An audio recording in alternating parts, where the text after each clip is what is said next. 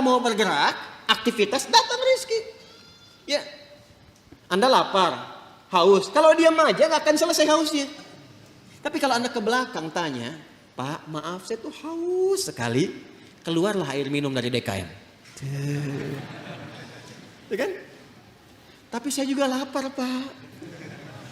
Emang Bapak nggak bawa makanan ke sini?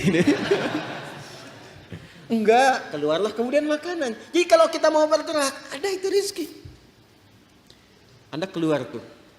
Begitu di perempatan jalan kan orang cuman prit, Anda parkir. Tiba-tiba dengan peluit itu baru keluar sedikit, prit. Kadang dia nggak pakai peluit sekarang itu. Mundur, balas kiri, gitu kan? Kita tanya kenapa emang yang kanan kan sudah dibalas sama yang kiri. Balas kiri, balas jalan. Dengan kalimat gitu aja Anda mengeluarkan uang kan? Kasih oleh Anda 2.000. Makasih Pak. Kasih 5.000. Makasih Om. Ya? Udah pindah tuh. Kasih 10.000. Makasih Bos, gitu kan? Ya kan? Kebayang ya?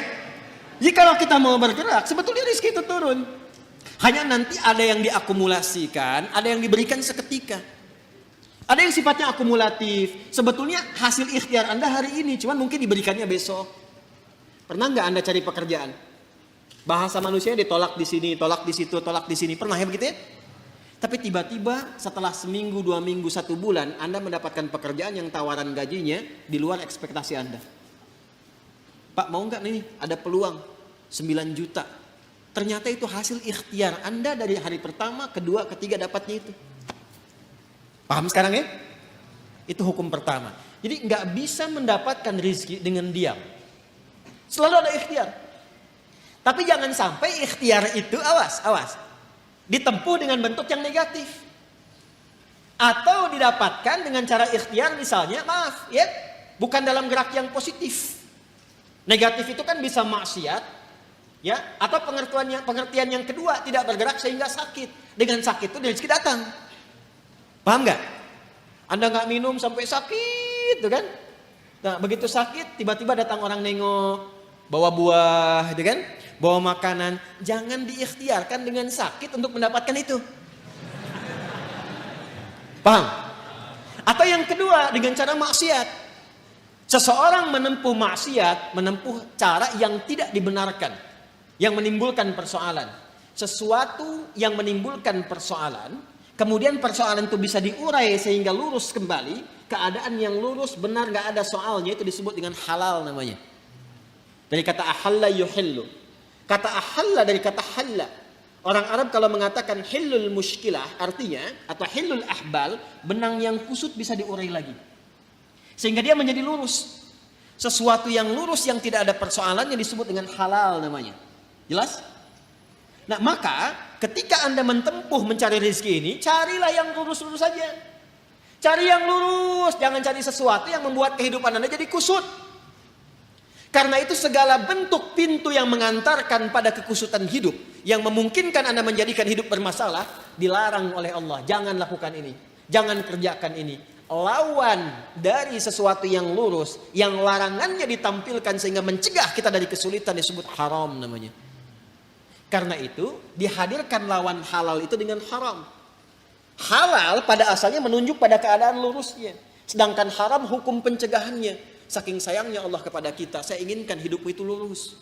Jangan ada masalah. Jangan sampai kamu bapaknya yang korupsi, anaknya yang dibully. Jangan sampai bapaknya yang bermasalah, anaknya yang di sekolah yang diserang oleh teman-temannya. Anak SD diteriaki, bapak kamu koruptor ya, bapak kamu koruptor ya. Apa Anda tega melihat anak Anda bermasalah di sekolahnya? Hanya karena perbuatan bapaknya. Tuh. Maka kata Allah yang lurus-lurus saja. Gak usah menipu, gak usah korupsi, gak usah nyogok, lurus aja. Kan tadi tahu rezekinya sudah ditentukan, gak akan tertukar.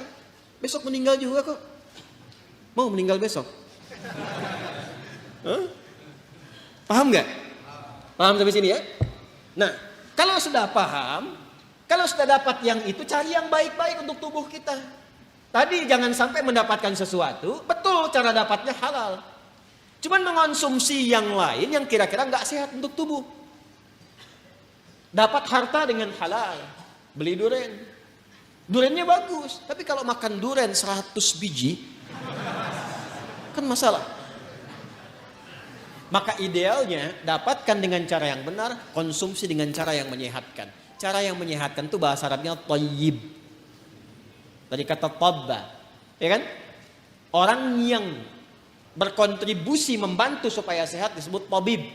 Bahasa kitanya dokter.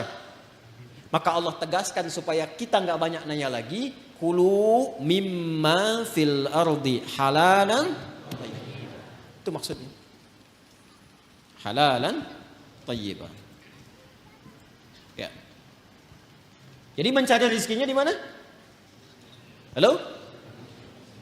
Di langit telah ditetapkan rezeki. Diturunkan ke mana? Ke bumi. Maka cara kita berikhtiar, ikhtiarnya di mana? Di bumi.